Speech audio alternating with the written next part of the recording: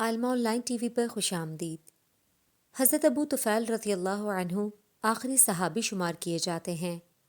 اپنے وصال کے آخری سال میں حج کے موقع پر ہجوم میں آئے اور ایک اونچے ٹیلے پر کھڑے ہو کر لوگوں کو اپنی طرف متوجہ کیا اور فرمایا، لوگو، اس وقت روئے زمین میں میرے علاوہ کوئی نہیں جس نے رسول اللہ صلی اللہ علیہ وسلم کو دیکھا ہو۔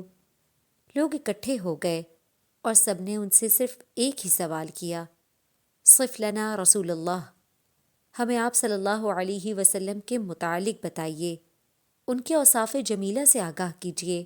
حضرت ابو طفیل رضی اللہ عنہ نے صرف 3 لفظوں میں آپ صلی اللہ علیہ وسلم کا حلیہ مبارکہ بیان کیا۔ کانا رسول اللہ صلی اللہ علیہ وسلم ابیض ملیحا مقصدا، سفید رنگ کے مالک تھے۔ آپ کا حسن مبارک نمکین تھا اور مقصداً یعنی ہر معاملے میں توازن تھا۔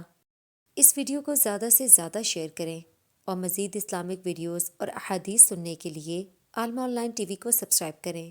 وما علینا الا البلاغ المبین۔